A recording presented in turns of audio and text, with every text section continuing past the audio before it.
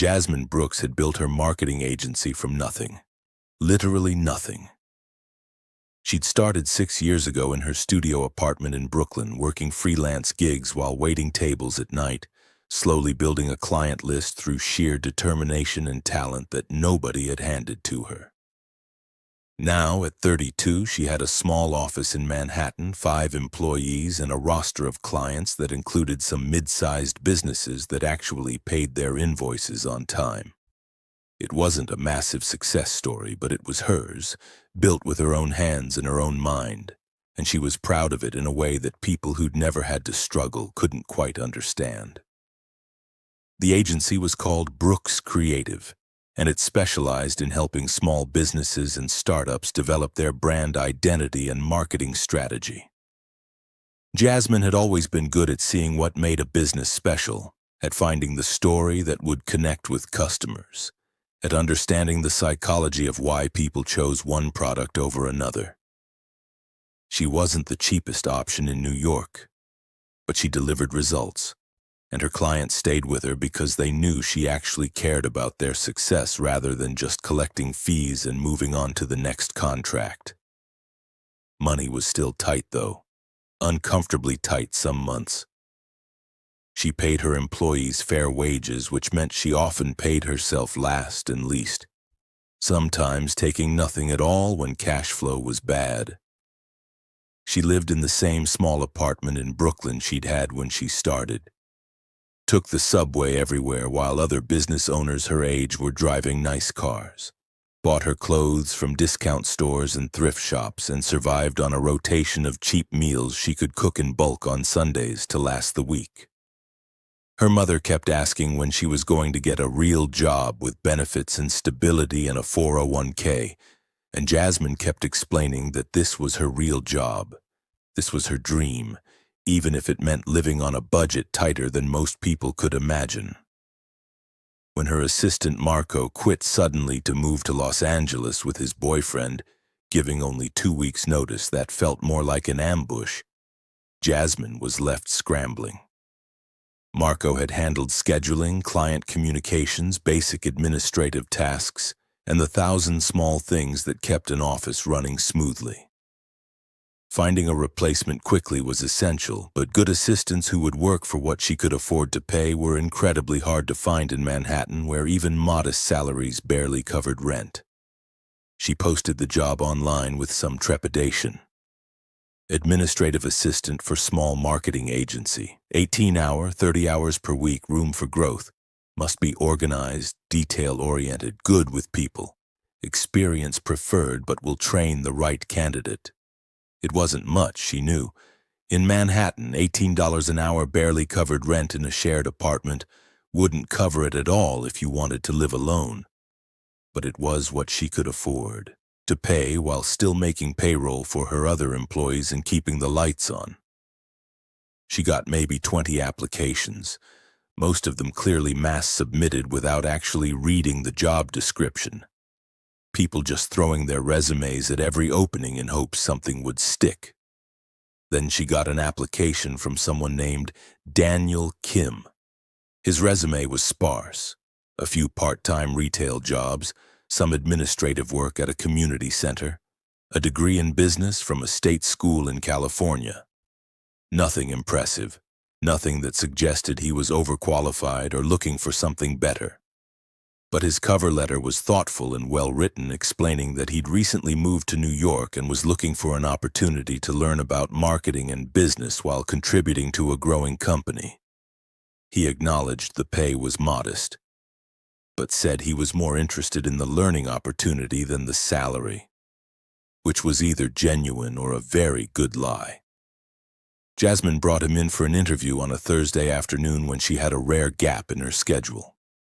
He arrived exactly on time, not early, not late, wearing khakis and a button-down shirt that looked like they came from Target or somewhere similar, carrying a worn messenger bag that had seen better days. He was Korean, probably around 30, with a quiet demeanor and a slight nervousness that suggested he really needed this job, that this wasn't just one of many options he was considering. "Thank you for meeting with me," Daniel said, shaking her hand with a firm grip that suggested confidence despite his nervous demeanor. I really appreciate the opportunity to interview. I know you must have had many applicants. They sat in Jasmine's small office, which was barely big enough for her desk and 2 chairs, the walls decorated with examples of her agency's work and a few motivational quotes that she'd printed and framed herself because professional framing was too expensive. They talked for 40 minutes that felt comfortable despite being an interview. Daniel was soft-spoken but intelligent, asking good questions about the agency and what the role would involve, showing genuine interest rather than just going through the motions. Your resume shows mostly retail and part-time work, Jasmine said, looking at the sparse document in front of her. Can you tell me why you're interested in this position specifically? What draws you to marketing? I studied business in school, but I've struggled to find my footing in traditional corporate environments, Daniel said, choosing his words carefully. The big companies, the corporate culture, it doesn't suit me. I'm better working directly with people in smaller settings where I can see the impact of my work. And I'm interested in learning how small businesses operate, how they grow from the ground up, how someone like you builds something sustainable. I thought working at an agency like yours would teach me a lot about what actually matters in business. This job isn't glamorous, Jasmine warned him, wanting to be completely honest. You'll be answering phones, scheduling meetings, organizing files, running errands. Sometimes you'll be making coffee runs or picking up supplies or doing whatever needs doing to keep things running smoothly. It's not exciting work most of the time. I understand, Daniel said. I'm not looking for glamorous. I'm looking for purposeful. I want to be part of something that's building towards something real. Something about the way he said it made Jasmine believe him. There was a sincerity in his voice that felt genuine rather than performative. She hired him on the spot, asking him to start the following Monday, hoping she wasn't making a mistake by trusting her instincts. Daniel proved to be an excellent assistant from day one. He showed up 15 minutes early every single day, stayed late when needed without complaint or expectation of overtime pay. Learned systems quickly and anticipated needs before Jasmine had to ask. He was detail-oriented and organized, exactly what she needed, handling the chaos of a small agency with calm efficiency. Within 2 weeks, the office was running more smoothly than it had in months, maybe years. But Jasmine also started noticing things that didn't quite add up, small details that created a picture of someone struggling financially. Daniel always brought lunch from home, usually simple meals like rice and vegetables in Tupperware containers that looked like leftovers from dinner. He took the subway everywhere she knew because they'd talked about commute times, but he always seemed to calculate the cost carefully, like every $2.90 fare mattered to his monthly budget. His clothes were clean and professional, but obviously not expensive, worn in places, the kind of wardrobe someone built from thrift stores and discount racks over time. Once when they ordered lunch for a client meeting and had leftovers, she saw him carefully pack up the extra sandwiches and pasta salad to take home, like it was a valuable resource he couldn't afford to waste. You can take that if you want, Jasmine said, gesturing at the leftover food spread across the conference room table. Otherwise, it'll just go bad over the weekend. Are you sure? Daniel asked, looking almost embarrassed. I don't want to take food if someone else wants it or if you were planning to have it. Take it, Jasmine insisted. Please, I hate wasting food and no one else is going to eat it. He took it gratefully, packing it carefully in his bag with a level of care that suggested this mattered. That free food from client meetings was a genuine help rather than just a nice perk. It reminded Jasmine of herself in the early days of building the agency, when free food from any source had sometimes been the difference between eating well and eating ramen for the 3rd day in a row. One Friday afternoon, about a month after Daniel started, Jasmine found him at his desk during his lunch break researching bus schedules on his computer instead of eating. "What are you looking at?" she asked, curious about why he seemed so focused on transportation routes. "Trying to figure out the cheapest way to get to New Jersey tomorrow," Daniel said, his brow furrowed in concentration. "I need to visit a friend in Newark, but the train is $35 round trip. I think if I take multiple buses, it might be cheaper, even if it takes 3 hours each way instead of 40 minutes. Jasmine felt something twist in her chest, a painful recognition of that kind of calculation. She remembered doing exactly this kind of math, spending extra hours traveling to save a few dollars because when you're broke, time is less valuable than money because you can't eat time or pay rent with it. "Here," she said, pulling out her wallet and handing him 2 20s. "Take the train. The bus will take you 3 hours each way. That's 6 hours of your weekend gone. Your time is worth something, too." "I can't take your money," Daniel said, looking genuinely uncomfortable. "That's not appropriate. You already pay me." "Consider it a bonus for doing excellent work this month," Jasmine said firmly, refusing to take the money back. "You've made my life so much easier, saved me countless hours, and you never complain even when I ask you to stay late. Take the money, take the train. See your friend without losing your entire weekend to buses." Daniel accepted the money reluctantly, looking like he might actually cry from gratitude over $40, which confirmed what Jasmine had suspected. He was struggling financially, probably barely making ends meet on the modest salary she could afford to pay him, probably counting every dollar and making sacrifices she understood all too well. She started looking for small ways to help without being obvious about it, or making him feel like a charity case because she remembered how much she'd hated feeling pitied when she was struggling. When they had client meetings with catered food, she'd insist Daniel pack up the leftovers, framing it as her not wanting to waste food rather than as helping him. When a client gave the agency tickets to events they couldn't use, concerts, sports games, museum exhibitions, she'd offer them to Daniel first, saying she didn't have time to go anyway. She gave him a raise after 2 months, bumping him up to $20 an hour, and pretended it was standard practice rather than her stretching the budget specifically to help him. They also became friends as the weeks turned into months. Daniel was easy to talk to, a genuinely good listener, thoughtful in his observations about people and business in ways that suggested he was smarter than his resume indicated.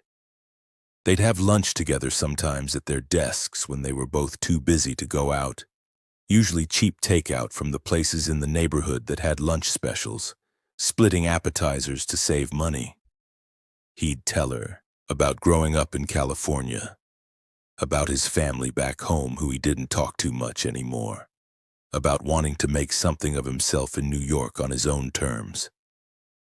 She'd tell him about building the agency from nothing, about the challenges of being a black woman entrepreneur in a field dominated by white men and established firms with connections and resources she'd never have, about her dreams of eventually growing big enough to give opportunities to more people who needed them. "You're going to make it," Daniel said one day over cheap Chinese food from the place down the street that gave them extra fortune cookies because they came in so often.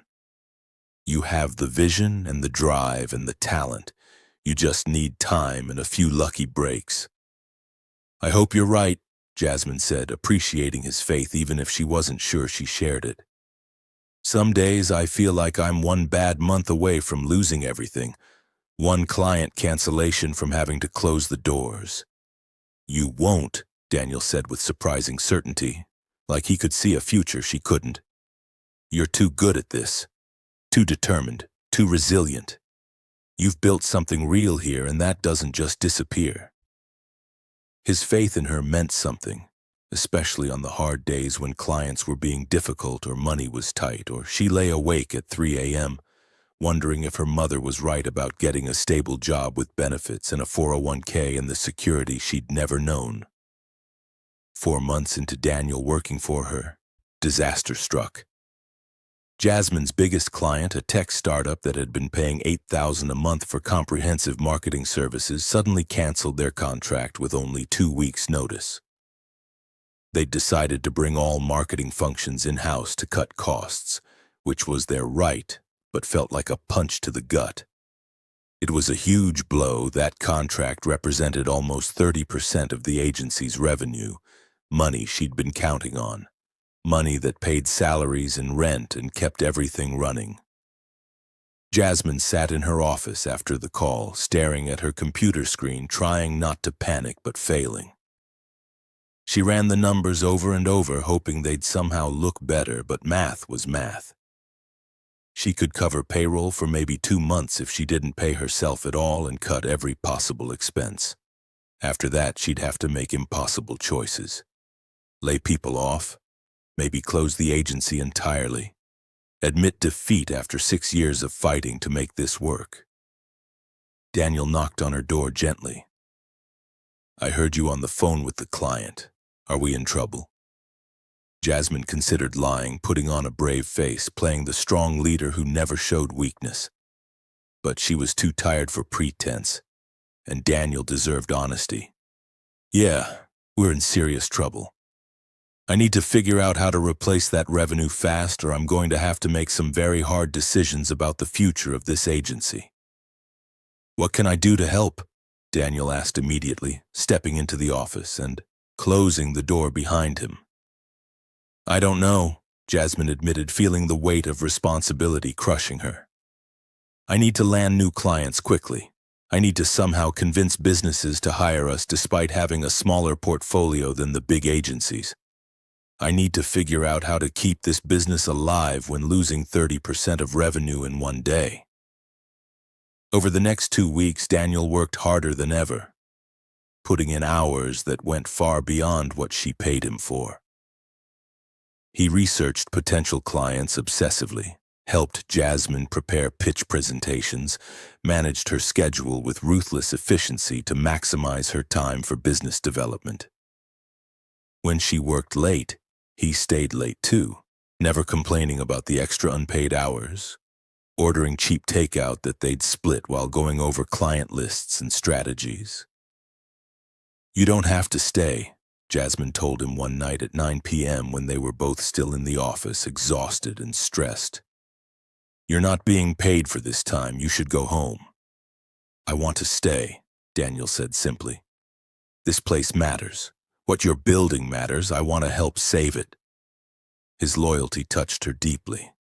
Here was this guy who could barely afford his own rent based on what she knew about his financial situation, staying late to help save her business without compensation, acting like the agency's survival was as important to him as it was to her. It made her even more determined not to fail, not to let down the people who believed in her. They landed 2 smaller clients through aggressive pitching and networking, enough to stem the immediate bleeding but not enough to fully replace what they'd lost. Jasmine knew she was going to have to make cuts. She ran the numbers every possible way, but they all came out the same. She needed to reduce hours or let someone go. The thought made her physically sick. She called a team meeting, her hands shaking as she explained the situation. "I need to be honest with you about where we are financially. We lost our biggest client and we're not going to fully replace that revenue immediately. I'm going to have to reduce everyone's hours or potentially let someone go. I'm so sorry. I know this isn't what anyone wants to hear." "I can go down to 20 hours a week," Daniel offered immediately. "I can find another part-time job to make up the difference. Just don't close the agency." "You can't afford to lose those hours," Jasmine protested, knowing exactly how tight his budget was. "I've seen you calculating subway fares. I know 10 hours less pay will hurt you." "I'll figure it out," Daniel said with determination. "I'll do whatever it takes. You gave me a chance when I needed it. Let me help now." 2 other employees made similar offers. Everyone was willing to take less to keep the agency alive. It was humbling and heartbreaking at the same time. These people who had their own financial struggles were willing to sacrifice for something they believed in. Then, miraculously, they caught a break. A medium-sized retail company was looking for a new marketing agency after firing their previous firm for poor performance. Jasmine pitched them aggressively, putting together the best proposal she'd ever created, working around the clock to make it perfect. Daniel helped her refine it, practice her presentation dozens of times, prepare for every possible question they might ask. They got the contract. It was worth $12,000 a month, actually more than what they'd lost. The agency was saved. The crisis was over. The team celebrated with cheap champagne that someone had brought in, plastic cups instead of glasses, but the relief and joy were real. Daniel smiled more genuinely than Jasmine had ever seen, looking like the weight of the world had been lifted from his shoulders. "We did it," Jasmine said, pulling him into a hug without thinking. "We actually survived this." "You did it," Daniel corrected, returning the hug. "I just helped a little bit." "You helped more than a little bit," Jasmine insisted, pulling back to look at him. "You worked insane hours without pay. You kept everything running while I was focused on pitching. You believed in this place when I was starting to lose faith. That matters more than you know." Over the following months, Jasmine and Daniel grew even closer, the near disaster creating a bond between them that went beyond just co-workers. He was the person she trusted most in the business, the one she turned to when she needed advice or just someone to listen. She promoted him to office manager, giving him another raise to $23 an hour and more responsibility over operations. He handled it all with the same quiet competence he brought to everything, making her wonder how she'd ever functioned without him. She also started noticing him in ways that went beyond professional respect and friendship. The way he smiled when he was proud of something he'd accomplished, this genuine warmth that lit up his whole face. The way he listened with complete attention when she talked, like what she was saying was the most important thing in the world. The way he remembered small details about her preferences and thoughtfully anticipated what she needed. She found herself looking forward to seeing him every morning, disappointed on the rare days he took off, which should have been a warning sign that her feelings were becoming something more than professional. One evening when they were working late on a big pitch for a potential client, Daniel ordered dinner for them without asking. Thai food from a place she'd mentioned liking once months ago. He'd remembered not just that she liked Thai food, but the specific restaurant and which dishes she preferred. "You didn't have to do this," Jasmine said, looking at the spread of food he'd laid out in her office. "I could have just grabbed something from the deli downstairs." "You've been working nonstop for 3 days straight," Daniel said. "You need actual food, not a sad sandwich. And you like this place, so..." They ate together in her office, sitting on the floor because her desk only had one chair, and somehow sitting on the floor felt more comfortable anyway. Talking about the pitch and the client and the future of the agency. Then in a moment of quiet, Daniel said something that shifted everything between them. "I really admire you. What you've built here, how hard you work, how much you care about your team even when it costs you personally. You're the most determined person I've ever met, but also the kindest. That's a rare combination." "Thank you," Jasmine said, feeling warmth spread through her chest that had nothing to do with the spicy food. "That means a lot coming from you. You're a big part of why we're succeeding now. I genuinely couldn't do this without you." They looked at each other across the Thai food containers, and Jasmine felt the moment stretch and intensify, felt something shift in the air between them that made her heart race. Then Daniel stood up quickly, breaking the tension. "I should clean up," he said, gathering the food containers with hands that weren't quite steady. After that night, things were different between them. Not bad different, but aware different, charged different. Jasmine caught herself thinking about him at odd moments throughout the day. wondering about his life outside work, what he did in the evenings, whether he was seeing anyone. Wanting to know him better beyond their professional relationship, but not sure if crossing that line would be appropriate or fair, given that she was technically his boss. 6 months after he'd started working for her, Jasmine's college roommate Maya came to visit from Boston. They met for drinks after work at a bar in Manhattan, and Maya immediately started asking probing questions about Jasmine's love life in that way old friends do. "There's no one," Jasmine said, sipping her wine. "I'm too busy building the business to date. Every spare moment goes into the agency." "You need to make time for yourself," Maya insisted. "You can't work 24/7, you'll burn out. What about that assistant you mentioned in your emails, Daniel? You talk about him constantly, like constantly." "He works for me," Jasmine said, feeling defensive. "That would be completely inappropriate. There's a power imbalance. It wouldn't be fair to him." "But do you like him?" Maya pressed, reading her face. Like him? Like him?" Jasmine thought about it honestly, about the way her heart sped up when Daniel smiled at her, about how much she looked forward to seeing him, about the Thai food and the late nights and the feeling that he understood her in ways other people didn't. "Yes, but it's complicated. He works for me, so there's the power dynamic issue, and he's clearly struggling financially, probably making barely enough to survive on what I pay him.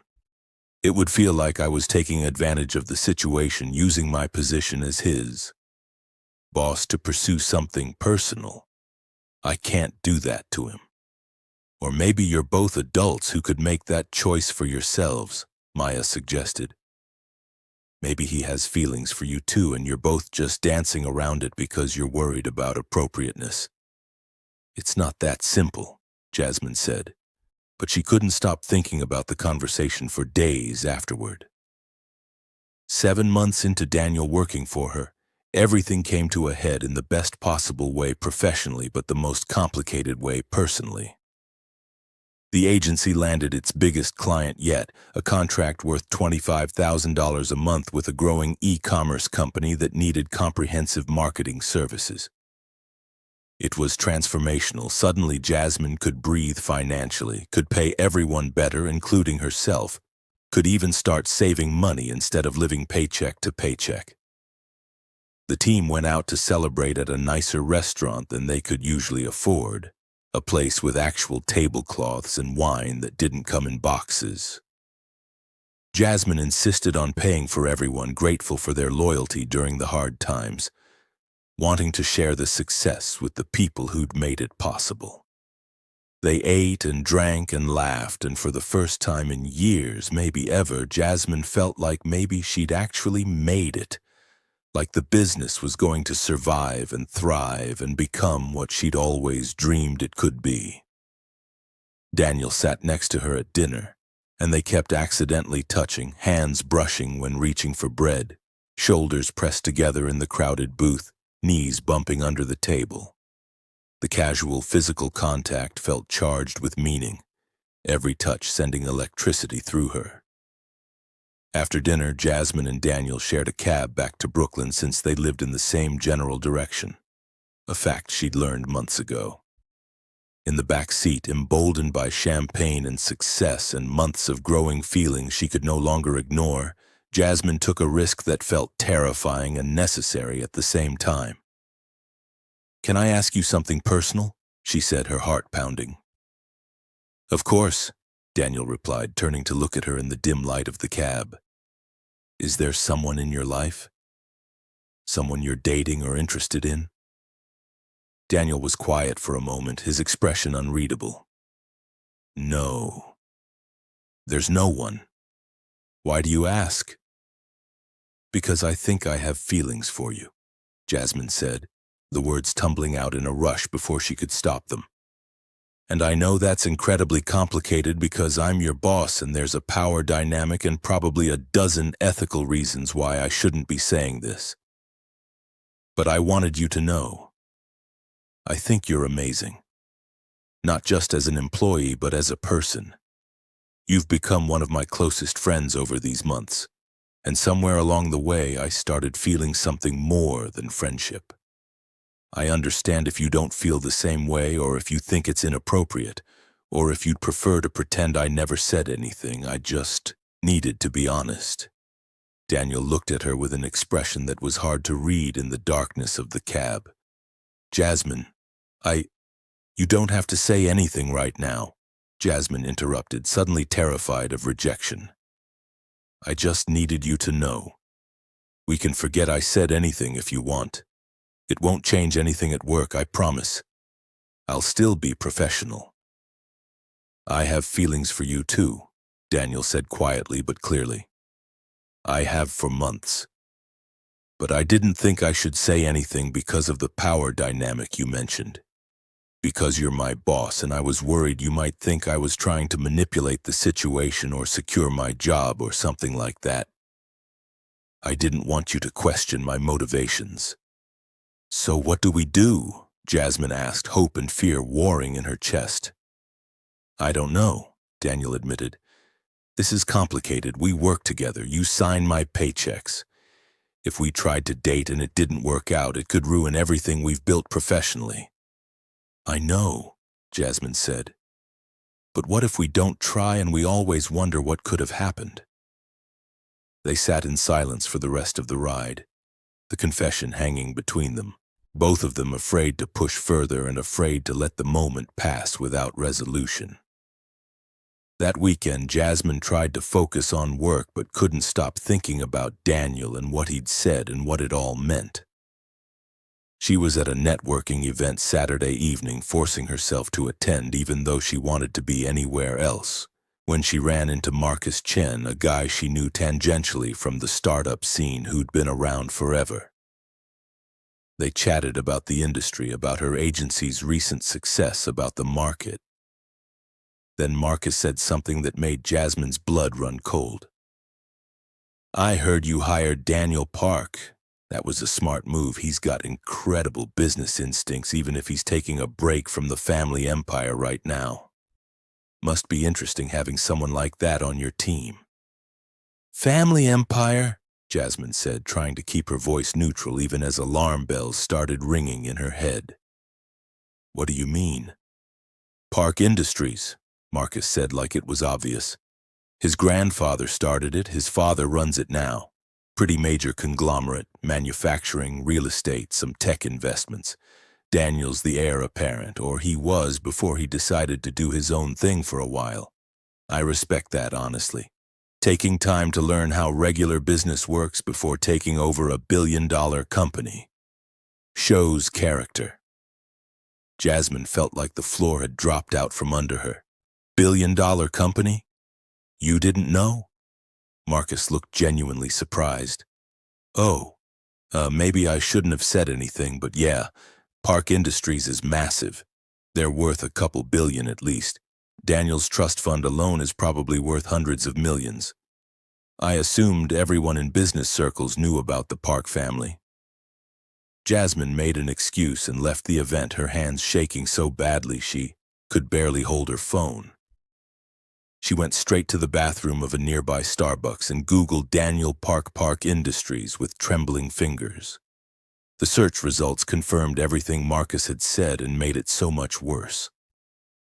Photos of Daniel at charity galas wearing tuxedos that probably cost more than she paid herself in a month. Articles about the Park family fortune, estimated at over $2 billion, a Forbes profile of his father, James Park, that mentioned Daniel as the heir being groomed to eventually take over one of the most successful Korean-American business empires. There was a recent photo from just 2 years ago of Daniel at some formal business event, wearing a clearly expensive suit, standing between people she recognized as seriously powerful business people and politicians, looking completely comfortable in that world.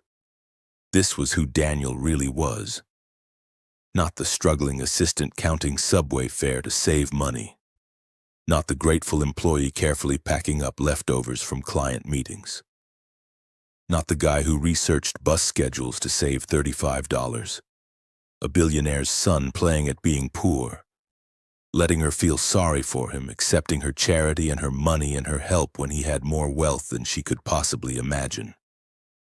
She felt physically sick. She felt stupid and used and betrayed. She'd given him $40 for train fare when he probably spent that on coffee.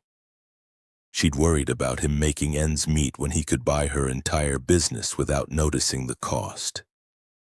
She'd developed feelings for someone who'd been lying to her about the most basic facts of his identity for 7 months. Jasmine left the Starbucks and walked for over an hour through Manhattan, trying to process what she'd learned, trying to understand why Daniel would do this. Finally, around 8 p.m., she looked up his address in the employee files she had on her phone and took the subway to Bushwick, where he supposedly lived. She stood outside his building, a converted warehouse that had been turned into loft apartments. Not fancy by Manhattan standards, but definitely not the barely scraping by situation Daniel had implied through his actions and behavior. She called his phone, her heart pounding with anger and betrayal. "Jasmine?" "Hi, is everything okay?" Daniel answered after 2 rings, sounding surprised and concerned. "I'm outside your building," Jasmine said, her voice tight with barely controlled emotion. "We need to talk. Right now. Come down." There was a pause, then, "I'll be right there." Daniel appeared a few minutes later wearing jeans and a t-shirt, his hair slightly messy like he'd been relaxing at home. He looked concerned and confused, probably wondering why she'd shown up unannounced at his apartment on a Saturday night. "What's wrong?" he asked. "What happened? Are you okay?" "Who are you?" Jasmine asked, her voice shaking. "Actually, I know who you are. You're Daniel Park, heir to Park Industries, worth hundreds of millions of dollars, son of a billionaire.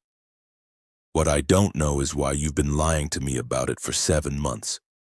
Why you've been pretending to be something you're not." Daniel's face went completely pale, all color draining from his skin. "Jasmine, let me explain." "Explain what?" Jasmine's voice rose, months of trust dissolving into betrayal. "Explain why you let me feel sorry for you. Why you accepted my help when you're literally richer than I'll ever be in 10 lifetimes. Why you acted broke and grateful for minimum wage work while you could probably buy my entire business with pocket change. Explain why you've been lying to me every single day for 7 months." "I wasn't lying exactly," Daniel started, reaching toward her. "You let me give you $40 for train fare," Jasmine said, stepping back from his reach. "You made a big deal about counting subway fares in front of me. You packed up leftover food from meetings like it mattered to your grocery budget. You acted like the salary I was paying you was significant when it's probably less than you spend on a single dinner. Every single thing about you was a performance." "I know how it looks," Daniel said desperately. "But it's not what you think." "Don't touch me," Jasmine said when he moved toward her again. "The man I trusted was lying all along. Everything I thought I knew about you was fake. Was this all just entertainment for you? A fun little experiment to see how poor people live? Were you laughing at me this whole time?" "No," Daniel said, anguish clear in his voice. "That's not what this was, I swear. Please, let me explain properly. Can we go somewhere and talk? Somewhere private?" "Talk?" Jasmine laughed bitterly. "Like you've been honest about anything? You had 7 months to tell me the truth. 7 months to explain who you really are. You chose to keep lying every single day. You even let me tell you I have feelings for you without mentioning that you've been deceiving me about the most fundamental facts of your life." "I know," Daniel said, and she could see genuine pain on his face now. "I know I should have told you. I wanted to tell you so many times, but I was afraid of exactly this. Of you looking at me the way you're looking at me right now. Of losing you." "How should I look at you?"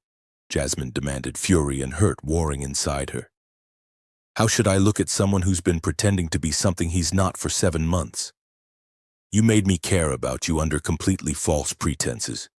You let me develop feelings for someone who doesn't even exist. I do exist, Daniel said forcefully. Everything I told you about myself was true except my family background and financial status. My feelings are real.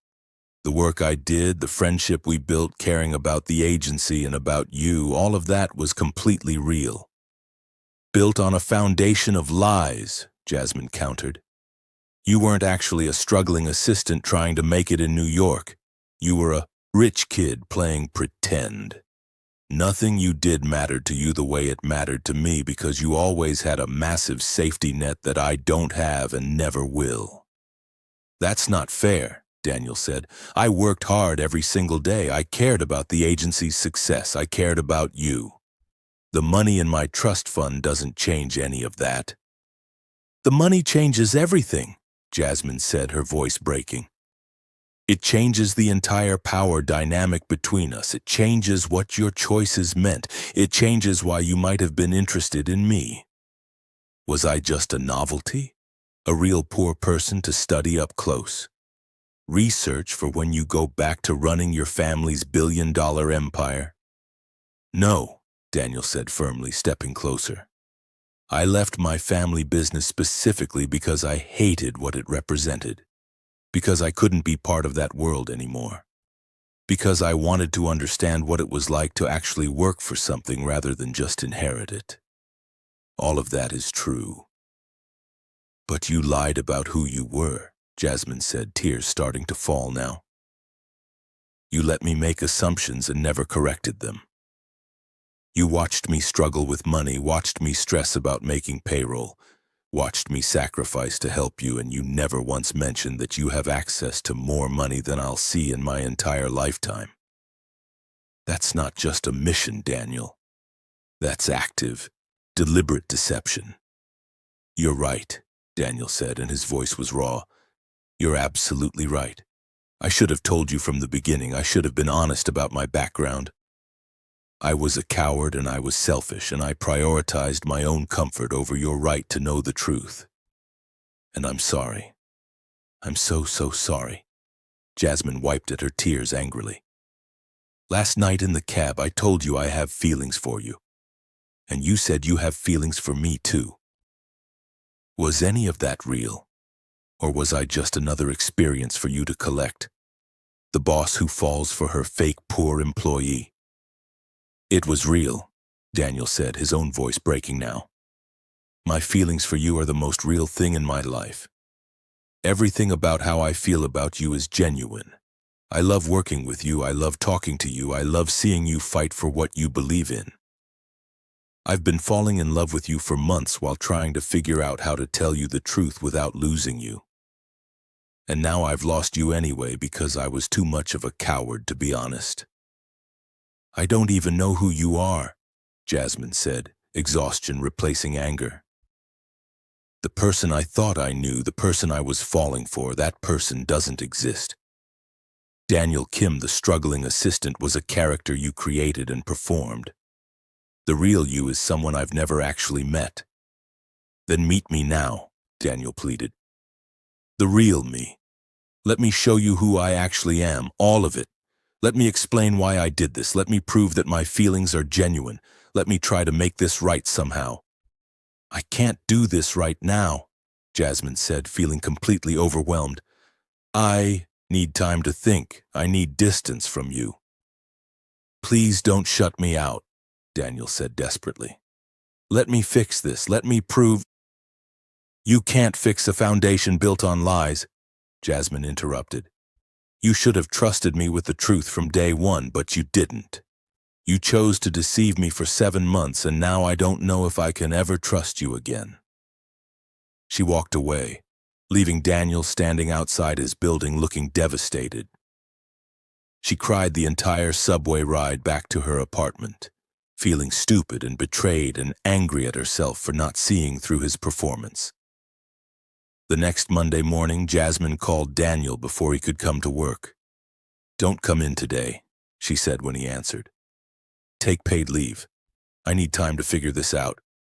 Are you firing me? Daniel asked, his voice hollow and defeated. I don't know what I'm doing yet, Jasmine admitted.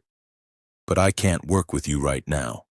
I can't look at you without feeling lied to and manipulated. Just take the leave. I'll figure out what to do about your position and let you know. Jasmine, please, can we just talk? Daniel started. I need space, Daniel, Jasmine said firmly. Please respect that if you actually care about me at all. She hung up before he could respond and sat at her desk, trying to figure out how to run the agency without the person who'd become essential to its smooth operation. Trying to process the betrayal from someone she'd been falling in love with. Her senior strategist, Rachel, knocked on her door later that morning. Is Daniel okay? He's not answering any messages and his desk is empty. He's taking some personal time, Jasmine said, not wanting to explain the whole situation but also not wanting to lie. Did something happen between you two? Rachel asked with concern. You've both seemed kind of off since the celebration dinner last week. Jasmine considered keeping it private, maintaining professional boundaries, but she was so tired of lies and secrets and pretending. I found out Daniel isn't who he said he was. He comes from serious money, like billions of dollars. His family owns Park Industries. He's been pretending to be financially struggling while actually being wealthy, and he never told me any of this. Rachel's eyes went wide with shock. Daniel?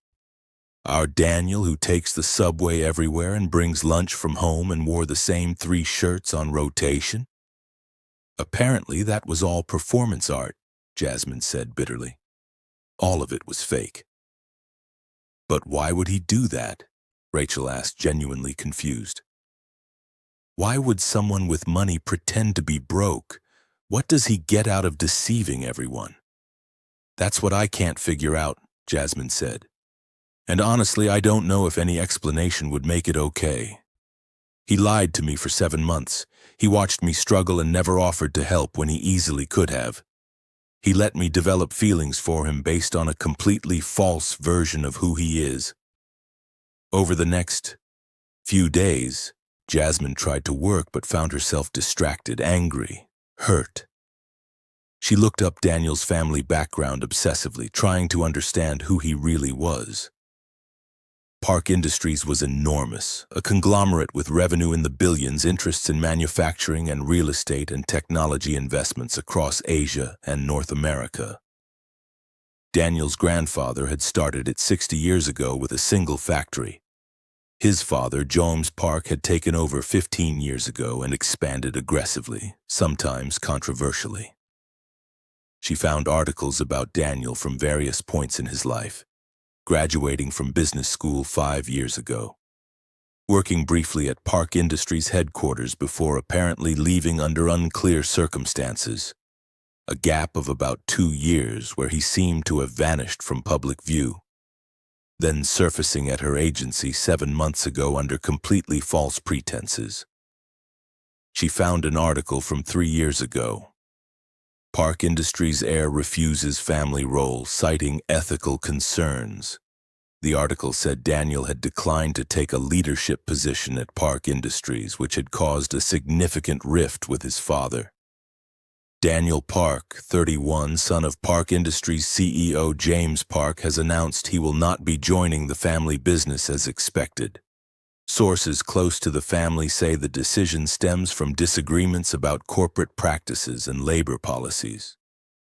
James Park reportedly sees his son's choice as a betrayal of family obligation. So Daniel had been telling some version of the truth about leaving his family business and wanting to do something different. But that didn't excuse the deception, the lies by omission, the performance of being someone he wasn't. A week after their confrontation, Daniel showed up at Jasmine's apartment unannounced. She opened the door to find him standing there holding a thick folder. Looking like he hadn't slept much, his eyes red-rimmed. Before you close the door in my face, please just look at what I brought, Daniel said quickly. Then if you want me gone, I'll leave and never bother you again. But please, just look at this first.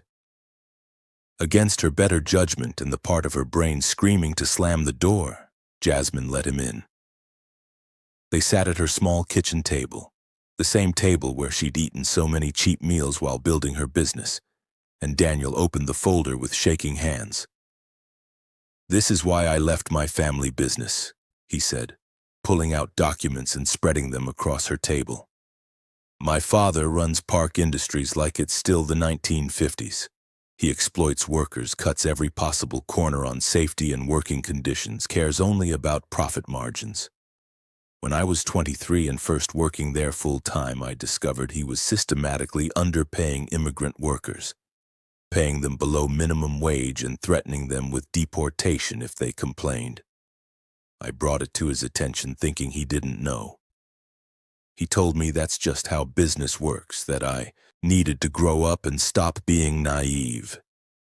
He showed her internal documents, payroll records showing sub-minimum wage payments, emails discussing how to avoid labor inspections, reports of safety violations that had been ignored, evidence of exploitation, of communities harmed by aggressive development practices, of environmental regulations bent or broken. "I couldn't be part of that," Daniel continued, his voice passionate and pained. "I couldn't spend my life running a company that treated human beings as disposable resources. So I left, walked away from my expected future. My father was furious. He cut me off financially completely, said if I wanted to reject the family business, then I could do it without family money. That was 2.5 years ago." "But you're still wealthy," Jasmine pointed out, looking at the damning documents.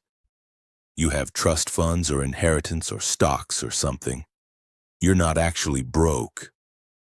"I have a trust fund I can't access until I turn 35, Daniel explained. "That's still 3 years away. And I have stocks in Park Industries that I've refused to sell because selling them would mean giving up my voting rights as a shareholder. I'm trying to build a coalition to force my father out and reform the company when I'm old enough to access my trust and take full control. But in terms of liquid assets I can actually use right now, I have about $32,000 saved from the various jobs I've worked over the past 2.5 years. That's literally it. $32,000 is still more than most people have," Jasmine said, though her anger was starting to crack as she read through the evidence of his father's wrongdoing. "You're absolutely right," Daniel acknowledged immediately. "I have privilege and safety nets that most people don't have. I will never be truly broke the way people who don't have family wealth can be broke, because in a real emergency, I could probably go crawling back to my father or sell some stocks. But for the past 2.5 years, I've been living entirely on what I earn from working. The salary you pay me, that $20 an hour, is what I actually live on. The subway fares do matter to my monthly budget. The leftover food from meetings does actually help me keep my grocery costs manageable. None of that was performance." Jasmine looked at the documents spread across her table, evidence of exploitation and harm, proof that Daniel had walked away from billions for ethical reasons. "Why didn't you tell me any of this from the beginning?" "Because rich people who complain about their families are insufferable," Daniel said bluntly. "Because my problems with my father are nothing compared to the real struggles you faced building your business with no safety net. Because I wanted you to see me for who I am and what I can actually do, not judge me based on my family name or my eventual inheritance. Was that selfish? Yes. Was I wrong not to tell you? Absolutely, but I swear to you everything else was completely real. My respect for you, my feelings for you, my commitment to the agency, all of it was genuine." "You still lied," Jasmine said, but her voice had less heat now. "By omission is still lying. You watched me worry about paying you. Watched me feel guilty that I couldn't pay you more. Watched me give you money for train fare thinking you needed it. You let me feel all of that without correcting my false assumptions." "I did," Daniel acknowledged, meeting her eyes, "and I'm deeply sorry for that. I should have been honest about my background from day one. I should have trusted you with the truth and let you decide how to handle it. Instead, I made that choice for you, which was wrong and unfair." They sat in silence for a long moment, Jasmine processing everything. Then she asked the question that had been bothering her most. Why work for me specifically?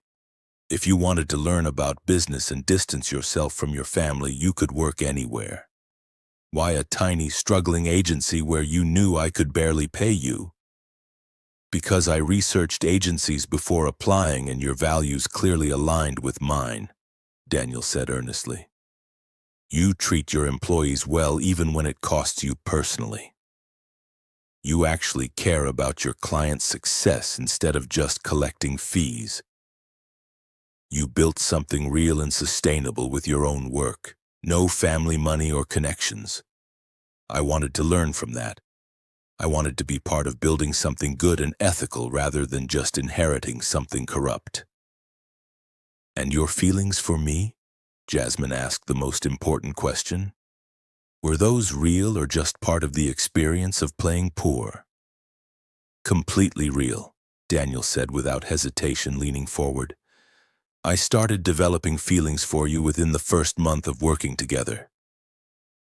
The way you handle stress and challenges, the way you care about people even when you're stretched thin yourself, your determination, your kindness, your intelligence, you're remarkable. And falling for my boss while lying about my background felt like karmic punishment for my deception. I was terrified every day that you'd find out and look at me exactly the way you looked at me last week, like I'd betrayed something precious. Jasmine wanted to hold on to her anger, wanted to maintain the barrier of hurt between them. But looking at these documents, hearing his explanation, she could understand his position even if she couldn't fully excuse the deception. He'd been trying to escape a corrupt family business. He'd been trying to learn how to build something ethical. He'd been trying to figure out who he was separate from billions of dollars he didn't believe in. I need you to understand something, Jasmine said carefully. For people like me, people who don't come from any kind of wealth or safety net, every financial decision carries enormous weight and risk. When I started this business, failure meant losing everything, not just money, but my entire sense of worth and possibility. When I gave you those raises and that money for train fare, I was literally taking food out of my own mouth because I thought you needed help. Finding out you didn't actually need that help, that you could have bought my entire business without it affecting your lifestyle, that makes me feel manipulated and stupid. You're not stupid, Daniel said firmly.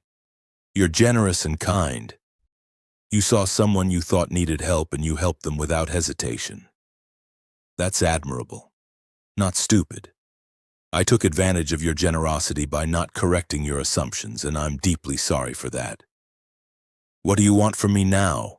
Jasmine asked directly. Another chance, Daniel said simply.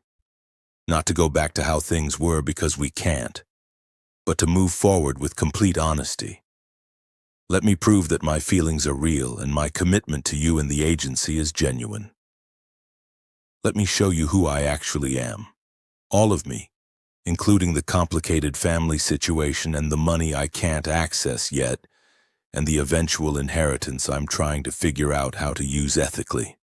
Let me earn back the trust I destroyed. I don't know if I can trust you again, Jasmine admitted. You lied to me for 7 months. That's a lot of time, a lot of deception. Then let me earn your trust back, Daniel said. However long it takes, whatever I need to do, I messed up catastrophically, but I'm asking for the chance to make it right. Jasmine sat with the request, with the documents on her table, with everything she knew about him now. She thought about the 7 months they'd worked together, about his dedication and care for the agency, about the friendship they'd built, about the fact that his explanation, while not excusing the lies, at least made them comprehensible. Okay, she said finally, but we're starting completely over with total honesty. No more omissions, no more letting me make assumptions, no more hiding anything even when it's uncomfortable. You tell me the truth about everything relevant to our relationship, professional or personal.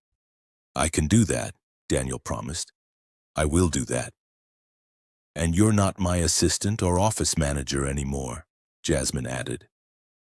That position was based on a false understanding of who you are. If you want to keep working for the agency, we need to figure out what role actually makes sense given your real background and capabilities. What if I want to keep doing exactly what I've been doing? Daniel asked. I'm good at operations and keeping things running smoothly. I genuinely enjoy the work. It matters to me more than any job I've had before. But you don't need the salary to survive, Jasmine pointed out. I need the purpose, Daniel countered. I need to be part of building something good and meaningful. The money is genuinely secondary to that. They talked for hours that night, Daniel answering every question Jasmine had about his family, his finances, his past, his plans for the future with unflinching honesty. He showed her his bank statements to prove he really was living on his wages from the agency. He explained in detail his plan to take over Park Industries in 3 years when he turned 35. His intention to completely reform the company's practices and possibly even transition it into a benefit corporation with mandated ethical standards. I'm going to need partners and advisors I trust, Daniel said. People who understand both business and ethics. People who've built things themselves and know what actually matters. People like you, if you're willing. That's years away, Jasmine observed. A lot can change in 3 years. I know, Daniel replied. But I'm playing a long game here, and I'm hoping you'll be part of it in whatever capacity you're comfortable with. Over the next several months, they rebuilt their relationship on a foundation of complete transparency. Daniel was open about everything, his family's wealth, his complicated relationship with his father who'd disowned him, his eventual multi-hundred-million-dollar inheritance. He showed Jasmine his trust fund documents, his stock holdings, gave her the complete financial picture without holding anything back. He introduced her to his mother, who'd divorced his father years ago over similar ethical disagreements, and was supportive of Daniel's attempt to build something separate from the family business. They also started dating properly, carefully navigating the complicated dynamics of Jasmine being technically his boss while Daniel being technically much wealthier long-term. They were scrupulously honest about the power imbalances, checking in with each other constantly about whether anything felt inequitable or uncomfortable. Does it bother you that I'll eventually have access to hundreds of millions of dollars? Daniel asked one evening over dinner at a moderately priced restaurant they both actually enjoyed. Sometimes, Jasmine admitted. I'm working on seeing it as separate from who you are right now. The money exists in the future, not the present. And what you plan to do with it matters more than just having it. But yeah, sometimes the disparity makes me uncomfortable. Daniel also started being more open at work about his background, no longer hiding who his family was. When team members had questions, he answered them honestly. Some were surprised and felt some of the same betrayal Jasmine had felt. But most came to understand his reasoning once they knew the full story. I think what you did was wrong, Rachel told Daniel bluntly during a team meeting where he'd explained everything. Deceiving Jasmine and all of us was wrong, even if your reasons were understandable. But I also respect that you're trying to make it right and that you left a fortune because you wouldn't compromise your principles. That takes guts.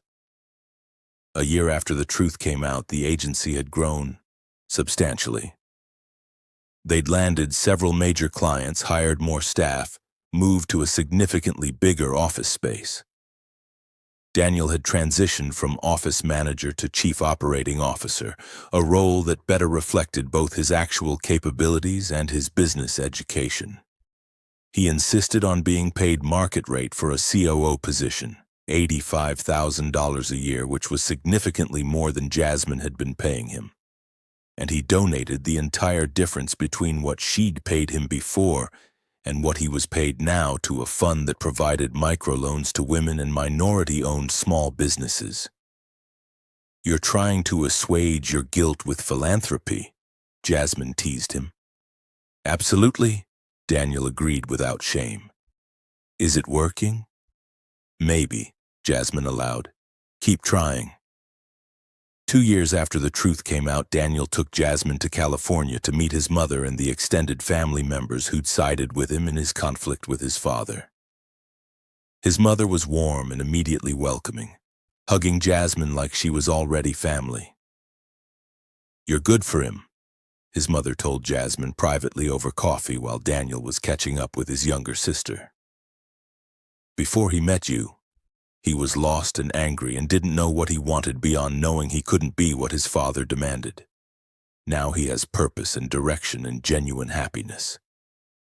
Thank you for giving him a chance after he made such a mess of things." "He's been good for me too," Jasmine admitted. "He challenges me to think bigger about what's possible. He brings skills and perspectives I didn't have. And he genuinely cares about building something meaningful, not just profitable." 3 years after the truth came out, Daniel turned 35. He officially accessed his trust fund, $340 million, even more than Jasmine had imagined, and gained full voting control of his inherited shares in Park Industries. With Jasmine's advice and support and the coalition he'd been carefully building for years, he forced his father into retirement and took over as CEO. His first major act was implementing comprehensive labor reforms across all Park Industries operations. Fair wages, safe working conditions, real protections for immigrant workers, independent oversight. His second act was establishing an ethics board with actual power to investigate and penalize wrongdoing at any level of the company. His third act was committing the company to environmental sustainability and community benefit as core values alongside profitability. "Your father is going to sue you for everything you're worth," Jasmine warned him after he announced the changes publicly. "Let him try," Daniel said with grim determination. "Everything I'm doing is within my rights as controlling shareholder and CEO. And more importantly, it's the right thing to do. This is why I spent 3 years living on $20 an hour, to understand what actually matters and to build the credibility to make these changes stick." 4 years after the truth came out, Daniel proposed to Jasmine. Not with an extravagant display of wealth that would have felt wrong given their history, but simply and meaningfully over dinner in Jasmine's Brooklyn apartment. The same small apartment she'd kept even after the agency's success because it reminded her of where she'd come from and what she'd overcome. "I love you," Daniel said, pulling out a ring that was beautiful but not ostentatious. "I've loved you since I was genuinely living paycheck to paycheck as your assistant. I loved you when you discovered the truth and rightfully felt betrayed. I loved you through every hard conversation we had about trust and honesty. I love you now. And I want to spend the rest of my life building things with you, businesses, foundations, community programs, a family if you want that, whatever future we can create together. Will you marry me?" "The man I trusted was lying all along," Jasmine said, the old hurt surfacing one more time. "I was," Daniel acknowledged without flinching. "I lied by omission about the most fundamental facts of my identity, and I'll regret that decision for the rest of my life. But I'm not lying now. What I feel for you is the most honest and real thing about me. Everything else, the money, the family drama, the business empire, that's just circumstance. You're the choice I make every day." "Yes," Jasmine said, feeling tears of joy rather than hurt this time. "Yes, I'll marry you, but I'm keeping Brooks Creative completely separate from Park Industries. I'm still building my own thing on my own terms." "I wouldn't want it any other way," Daniel said. "Your independence and self-sufficiency are part of what I love about you." They got married a year later in a ceremony that perfectly captured who they were, small and intimate rather than extravagant, close friends and family only, held at the botanical gardens because Jasmine loved flowers and natural beauty more than fancy venues. Jasmine wore a dress she'd worked with a designer friend to create, something that felt authentically her rather than what tradition dictated. Daniel cried during his vows, which he'd written himself with obvious care. "I met Jasmine by lying about who I was," Daniel said during the ceremony, his voice thick with emotion. "I worked for her under completely false pretenses, letting her believe I was someone I wasn't. When she discovered the truth, she had every right to never speak to me again, to fire me and cut me completely out of her life. But she gave me a chance to prove I could be honest, to show her who I really was beneath the deception and the family name. That's who she is, someone who believes in second chances, in growth, in seeing the best in people even when they've made terrible choices. I don't deserve her, but I'm going to spend the rest of my life trying to be worthy of the trust she's rebuilt with me." Jasmine's vows were equally heartfelt. "Daniel taught me that people are complicated and contradictory, that someone can make a terrible choice about deception and still be fundamentally good. That trust can be rebuilt after catastrophic betrayal if both people are willing to do the incredibly hard work. That wealth doesn't define character, what you do with it does. I love him not despite his flaws, but because of how he's worked to address them and grow from his mistakes. Here's to honesty, second chances, and building something real together out of a foundation that started with lies, but became something true." 5 years after the truth came out, Jasmine and Daniel had built multiple successful ventures together. Brooks Creative had expanded to 3 cities and 50 employees. Park Industries had become a nationally recognized model for ethical corporate practices under Daniel's leadership, winning awards for fair labor practices and environmental responsibility. They'd started a foundation together that provided business education, mentorship, and microloans to entrepreneurs from disadvantaged backgrounds. People who reminded them both of who Jasmine had been when she was building her agency from nothing. "Do you ever regret it?" Daniel asked one night as they reviewed foundation applications at their dining room table. "Giving me another chance after what I did. Would your life have been simpler if you'd just cut me off completely when you found out?" "Simpler, probably," Jasmine said thoughtfully, "but not better. What we've built together, the reformed Park Industries, the expanded agency, this foundation, our relationship and partnership, none of it would exist if I hadn't been willing to look past the lie to see the person underneath and the potential for change. The man you trusted really was lying all along," Daniel said quietly, acknowledging the truth of that original accusation.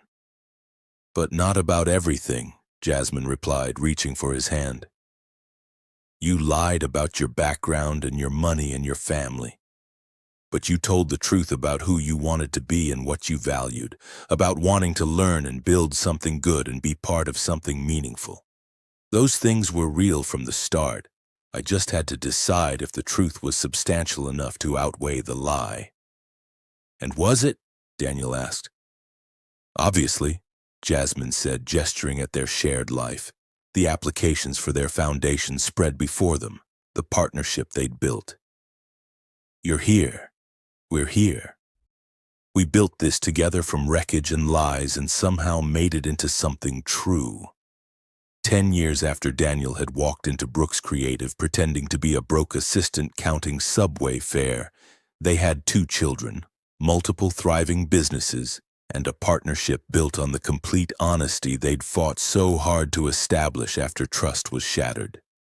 They still work together frequently, though now as true equals rather than boss and employee. And sometimes, when things got difficult or complicated, Jasmine would remind Daniel of where they'd started. "Remember when you used to research bus schedules to save money?" she'd tease. "Remember when you gave me $40 for train fare?" Daniel would counter. "Remember when you lied about literally everything for 7 months?" Jasmine would say. The sting finally fully gone from the words after a decade of demonstrated honesty and rebuilt trust. "Remember when you forgave me anyway and gave me a chance I didn't deserve?" Daniel would reply. And that, ultimately, was what mattered most. Not the lie that had almost destroyed them before they'd even really begun, but the truth they'd painstakingly built afterward through honest conversations and hard choices and the daily work of proving that trust could be earned back even after catastrophic betrayal. Not the deception that had started everything, but the decade of complete honesty that had followed. Not the original sin of lying, but the redemption found in transparency and accountability and growth. "The man I trusted was lying all along," Jasmine had said when she discovered the truth, pain and betrayal in every word, her faith in him shattered. But that wasn't entirely accurate, she'd come to understand over time and through the hard work of rebuilding. The man she'd trusted had been lying about some fundamental things while telling the truth about others. And learning to parse that difference, to forgive the lies while holding tightly to the truths, to build something genuine and lasting from the broken pieces of deception, that had been the hardest and most valuable thing she'd ever done.